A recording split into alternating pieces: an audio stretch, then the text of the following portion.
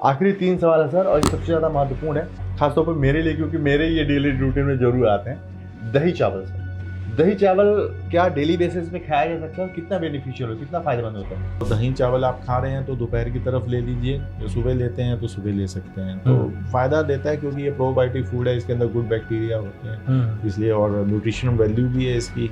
Overall हर चीज़ में calcium, protein और आपका प्रोबायोटिक फूड हर चीज़ तरीके से ही आपकी मदद करता है।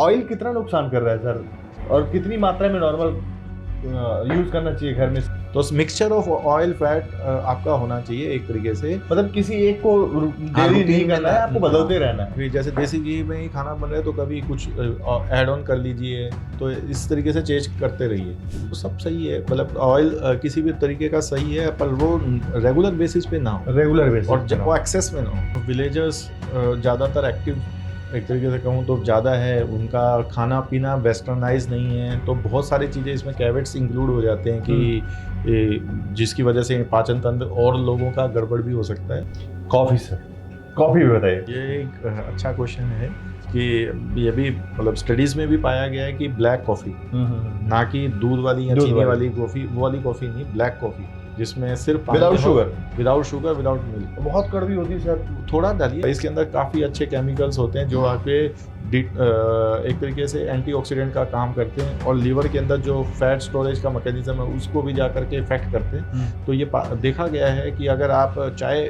पीते हैं, चाय दूध वाली चाय पीते हैं और आप कन्वर्ट कर दें ब्लैक कॉफ़ी में उसको, तो उसको अगर आप रेगुलरली लें तो आपको फैटी लीवर के प्रोग्रेशन के चांसेस कम हो जाते हैं, इवन रिवर्सल के भी चांस हो जाते हैं। बिल्कुल, मेरे मित्र लोगों की एक बहुत बड़ी चिंता सामने आ गई आपके आंसर से सर।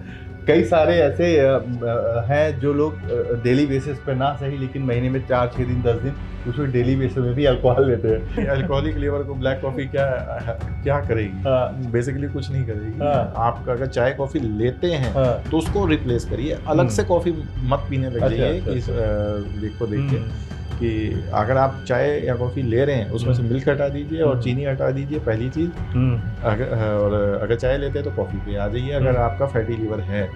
अल्कोहल लेते हैं तो अल्कोहल बंद करिए। चाय बहुत ज़रूरी है, उसमें भी तुलसी वाली चाय, इस पर जरूर बताएं सर। तुलसी हमारी बॉडी के अंदर जा करके म्यूकस प्रोडक्शन करती है हमारी बॉडी के अंदर। तो एक तरीके से म्यूकस क्या होता है, हमारी इंटेस्टाइन की जो परत है उसके ऊपर एक प्रोटेक्शन की लेयर है, तो वो म्यूसिन बोलते हैं, वो प्रोटेक्शन देती है, तो ये जा करके उसको प्रोडक्शन को बढ़ा देती है। तो इस तरीके से आपका इवन पोल्यूशन में भी अगर आप हर्बल टी लें तो आपका एक तरीके से म्यूकस लाइनिंग जो प्रोटेक्शन लाइन है वो बेहतर हो जाती है। भोजन करने के साथ कुछ लोग चाय पीते हैं, भोजन करने के कुछ देर बाद लोग चाय पी लेते हैं, या उसके पहले चाय पी लेते हैं? क्या होता है कि चाय के अंदर टैनिन होता है, ये हमारे बॉडी के अंदर जो हम खाने के अंदर कैल्शियम और आयरन है इसकी एब्जॉर्प्शन को हैम्पर करता है। कैसे? वो बाइंड कर लेता है कैल्शियम उस पर, इसलिए चाय खाने के साथ तो मिक्स नहीं करनी चाहिए।